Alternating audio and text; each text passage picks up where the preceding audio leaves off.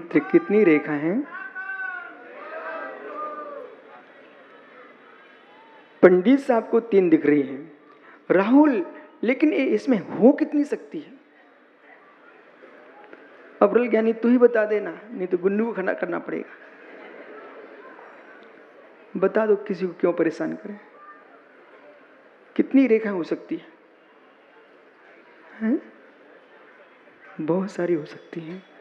बेटा, अपने ज्ञान से, अपने क्षोभसम से और अपने श्रोताओं से कह देना, जिसे तुम जान रहे हो उतना विषय नहीं है। जिसे तुम जान रहे हो, माताओं ध्यान देना, ये विषय याद कर तक नहीं, घर में चर्चा करना। आपको रोटी दाल की बहुत बातें हो चुकी हैं। जितना तुम जान रहे हो उतना विषय नहीं है। हे मित्र, तुम्हारे ज्ञान का विषय अल्प है और ज्ञेय अनंत है। अनंत ज्ञेयों को जानने के लिए अनंत ज्ञान चाहिए।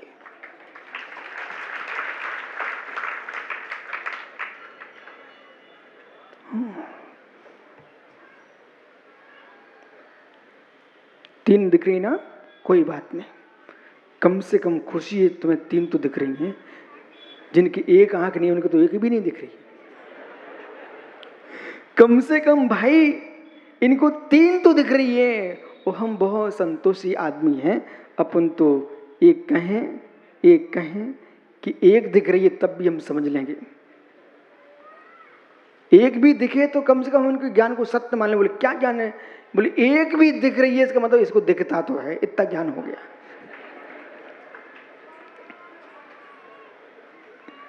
जिसको एक भी रेखा दिखे ना, उसको भी मैं गलत नहीं कहूंगा, कम से कम इतना ज्ञान हो गया कि ये बिना लाठी टेके चल सकता है, इतना तो दिख रहा है। पर मेरे मित्र, जिसे एक भी ना दिखे और हाथी ना दिख रहा हो, तो उनके बारे में सोचना पड़ेगा, उनको लाठी की व्यवस्था करना पड़ेगी। लाठी देख नहीं पाएंगे, लाठी टेक तो पाएंगे।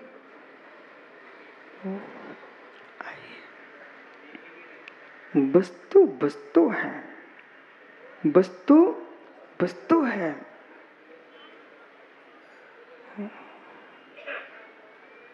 ऐसा न हो जाए, एक प्रश्न करूं आपसे। हे मित्र, सीमन सेठ कहाँ गए भैया आपके विदिशा वाले? सेठ जी हैं क्या? सेठ जी तनक खड़े तो लोग देख लें तो तुम हो कौन? और बे देखे ना देखे, हम तो देख ही रहे। वैद्य जी, धवल जय धवल महाबंद सटखंडागम का पहला प्रकाशन करने वाला ये जीव इनके दादा थे।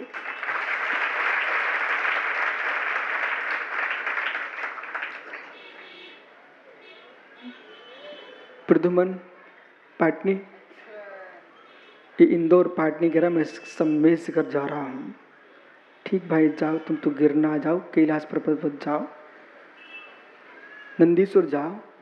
पर मेरे मित्र जो नहीं जा पाए उनसे कहते तुम टेंशन मत करो, रब से टेंशन मत करो। जो बूढ़े बेचारे न जा पाए तो कीर्ति स्तंभ पे सम्मेशकर भी है। जो कैलाश पर नहीं जा पाए तो वहाँ कैलाश भी है। जो ज्ञानियों नंदीश्वर नहीं जा पाए तो नसिया में नंदीश्वर भी है। पर यह भावना भाते रहोगे तो कभी ना कभी वहां भी पहुंच जाओ। विषय ये है, इसलिए आपको खड़ा किया है कि मित्र, ये ब्रह्मचारी कौन सा पाप है?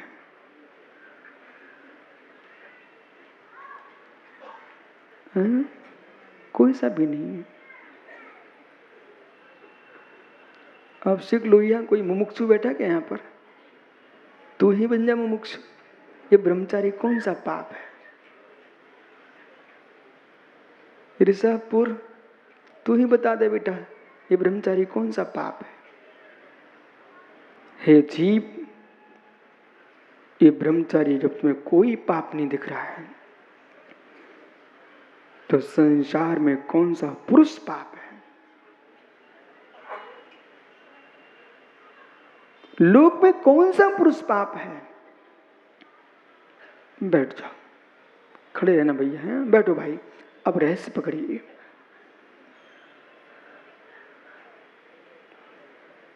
जब चश्मे की बात की, इनसे मैंने हाथ की रेखाएं पूछी तो भाई को 3 रेखा दिखी। शिवांशु बेटा कभी मेले भी गया क्या? याद है वहां के चश्मे खरीदे कि नहीं खरीदे? अरे खरीदे नहीं, कभी नहीं खरीदे। ऐसा कोई यहां बैठा भाग्यवान जी जिसने मेले के चश्मे खरीदे हो? बहुत बढ़िया, प्रोफेसर खड़े तो हो जाओ। आज आप ही मिलना था क्या? हे मित्र, ब्रह्मचारी में कौन सा पाप है? कोई पाप नहीं है। तो प्रोफेसर साहब, प्रश्न ये है कि आपने जो मेले के चश्मे खरीदे थे पन्नी वाले, उसमें तुमको वस्तु कैसी दिखती थी? ठहरिए बेटा, उनसे पूछ लो, वो पंडित है ना। ज्ञानी आप ना, आपको याद हो तो भदौरिया जी से पूछ लो। मेले की जो पन्नी वाले लाल पीली जो पन्नी के चश्मे आते हैं ना मेले में, समझ गए ना आप? तो जो बरई के मेले में, यानी बरासों के मेले में, पवई के मेले में, रोधी के मेले में, जहां जहां मेले तो है, जहां पन्नी बिक जाती हो, वो मेलों में जो आप चश्मे खरीदते हो, उनसे वस्तु कैसी दिखती है? मतलब राजेश, इस बात को ख्याल में रखना। अब तुम भिंड में इनके बीच में कुछ बोलना चाहो तो संभल के बोलना पड़े। सब पंडितों के पहले से बोलने लग गए, देखा आगे आगे। हे मित्र, जो मेले में तुमने चश्मा खरीदा था, यदि नीली पन्नी का थी उसके ऊपर, तो वस्तु कैसी दिखती थी? वो पीली, हरी।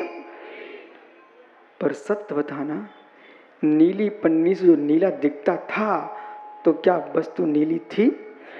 अरे वाह,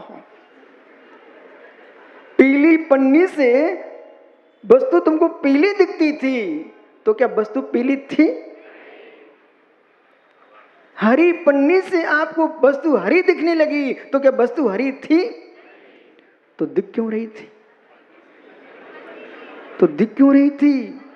बस ज्ञानियों, संसार में कोई द्रव्य 5 पाप नहीं है। जैसी पन्नी होती है तुमको वैसी वस्तु दिखती है, तुम्हारे भीतर जो रहता है वैसी वस्तु तुमको दिखती है। ज्ञानी, श्वेत स्वच्छ कांच लगा हो तो कैसा दिखेगा? समझो, श्वेत कांच लगा है यदि चश्मे पर, उपनेत्र पर, तो फिर कैसा दिखेगा ज्ञानी? जो है जैसा है वैसा है। ऐसे ज्ञानियों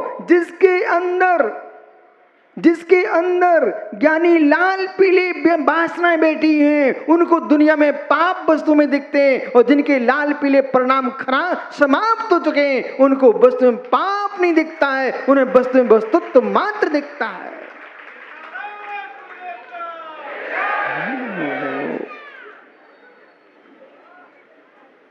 बोलो ज्ञानी, इस ब्रह्मचारी में कौन सा पाप है?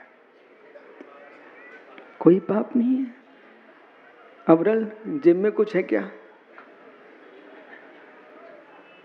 अच्छा, माला है, ठीक निकली, कम से कम माल तो नहीं निकला। नहीं तो आजकल के ब्रह्मचारियों पर बड़े माल हैं, कहो श्रावकों पे ना मिले। एक लुंगी में 4 मोबाइल घुसे रहते हो, ब्रह्मचारी बने घूमते बेचारे। इन्हें शर्म नहीं आती है कि इनकी किरणों से कितने जीवों की हिंसा हो रही है। मोबाइलधारी तो वृत्ति कहला नहीं सकते। महावृत्ति क्या, अनुवृत्ति नहीं है, और महावृत्ति प्रयोग करें उनके तो महाव्रत गए, अब जो है सो है। ठीक क्या बेटा, आज खुशी है, कम से कम माला निकली। और ये भी ना निकलती तो मैं और खुश होता। यानी कुछ है जेब में?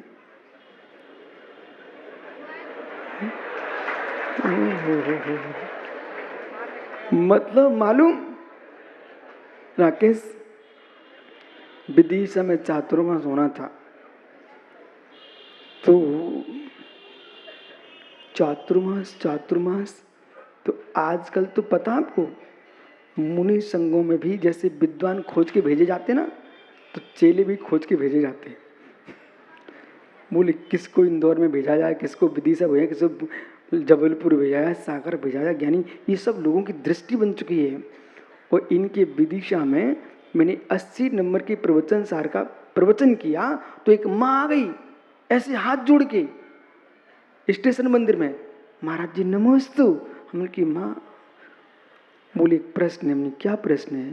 बोले है। हमें करो ना, क्या प्रश्न है? बोले प्रश्न ये है कि मुनि महाराज भी शास्त्रों पर प्रवचन करते क्या? उनकी बाप रे, यानी इतनी पूरी मुनि समाज पर प्रश्न खड़ा कर दिया मां ने, कह रही कि मुनि महाराज शास्त्र में प्रवचन करते क्या? अरे ज्ञानियों, मुनि महाराज ही शास्त्र होते हैं। तब निर्मल आपको याद है, शुरू की बात है, और जब मैंने वहीं कार्य शुरू किया था कि अब ऐसे ही होगा। मुझे नहीं था मालूम कि लोगों की ऐसी अवधारणा बन चुकी है कि मुनिराज चुटकुले सुनाए और पंडित जी समय सार सुनाए। नहीं, इन निर्ग्रंथों का धर्म है, और सच्चे ग्रंथों की प्रूपणा तो ये निर्ग्रंथ ही तो कर पाएंगे। अब देखो मित्र, जेब में है कुछ सिक्का मिक्का? अच्छा देखो बेटा, ये दुत्त करके बोला जाता है। जैसे तुम्हारे भिंड में ना सारे शब्दों को दुत्त करके बोला जाता है। अब बोला सिक्का मिक्का, बोले पानी पी लो, पानी मानी पी लो, बोले फल मल खा लो। अब देखो, सुनो क्या है भैया, धत्ती पे धद्दो, सब दुत्त कर दिया। हे मित्र, आपको बोध होना चाहिए। है भैया, सिक्का है, सिक्का है, निकाल लो जरा। विश्वास मानो मैं छूने का भी त्याग है, इसलिए निकलवाया हमने ये। हे मित्र, इसमें कौन सा पाप है? मतलब आज जो लोग उल्टी बातें सब सीधी हो गई 1 मिनट में। प्रोफेसर साहब, राजेश भैया, इस नोट में कौन सा पाप है जरा देखो ना। हो ज्ञानी, गणित के सूत्र में कोई सवाल नहीं होता। गणित के सूत्र में कोई सवाल नहीं होता। समझो मैं क्या बोल रहा हूं? गणित के सूत्र में कोई सवाल नहीं होता, पर बिना सूत्र के कोई सवाल नहीं होता। हो।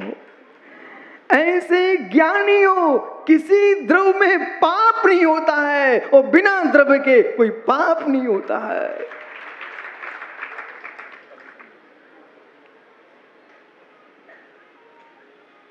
यानी पंडित सुराग नहीं, सिलवानी, बेटा गणित के सूत्र में कोई सवाल नहीं होता। यदि गणित के सूत्र में सवाल हो गया ना, तो एक सवाल का सूत्र बचेगा। गणित के सूत्र में सवाल नहीं होता है, पर बिना सूत्र लगाए सवाल नहीं होता है। ऐसे संसार का कोई भी द्रव्य 6 द्रव्यों में से एक भी द्रव्य पाप नहीं होता है। यदि पाप हो गया ज्ञानी, तो द्रव्य का सम्यक श्रद्धान करने के लिए सम्यक कैसे कहा जाएगा? पाप नहीं होता है, पर बिना द्रव्य के मेरी व्यक्ति के परिणाम पाप रूप नहीं होते हैं। अब सुनिए, बस मैं बिठालता हूं आप दोनों को थोड़ी देर से। हे मित्र, राजेश भैया,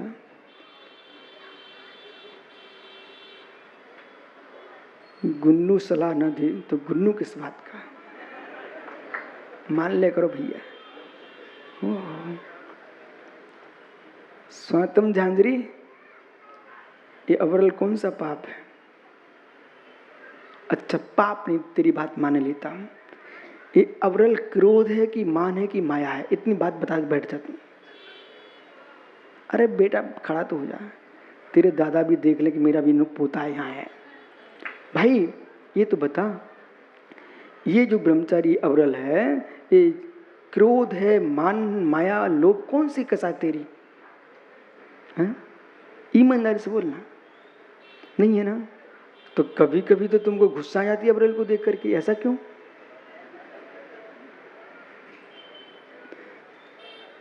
मुस्कुराहट देखो उसकी आप। बालक, ये क्रोध है, मान माया लोभ कौन सी कसा है तुम्हारी? तुम्हारी कोई नहीं है। तो बेटा इन ज्ञानियों से कह दो, जगत में ऐसा कोई पुरुष नहीं, ऐसा कोई स्त्री नहीं, ऐसा कोई नपुंसक नहीं, ऐसा कोई जड़ चेतन द्रव्य नहीं जो तुम्हारा क्रोध हो, जो तुम्हारा मान हो, जो तुम्हारी माया हो, जो तुम्हारा लोभ हो। ए मित्र, बात ऐसी है, चश्मे की पन्नी जैसी होती है, ऐसे तुम्हारे अंदर ही वे वासना उत्पन्न होती हैं तो तुमको साधन दिखता है द्रव्य, वासनाएं होती है, कसाय होती है तो तुमको द्रव्य दिखता कसाय रूप। लेकिन मित्र सत्य ये है, वस्तु वस्तु होती है, तुम्हारे विकार तुम्हारे भीतर होते हैं, पर द्रव्य में तुम्हारा विकार होता ही नहीं है। बराबर है क्या? यही ब्रह्मचारी को मित्र, इसी ब्रह्मचारी को मित्र कोई पुत्र की दृष्टि में देख रहा होगा तो वो रो रहा होगा, मेरा बेटा जा रहा महाराज के साथ। जो भाई के रूप में देख रहा तो बहन रो रही होगी कि मेरा भैया जा रहा है। मित्र, और कोई से ब्रह्मचारी को अपना पति बनाना चाहता होगा तो उसको काम वासना सता रही होगी, पर वो तटस्थ खड़ा हुआ है। हे मित्र, कोई डाकू क्यों सरदार सोचे कि मेरे गृह में भर्ती हो जाए, तो मित्र उसको डाकू दिखने लग जाएगा।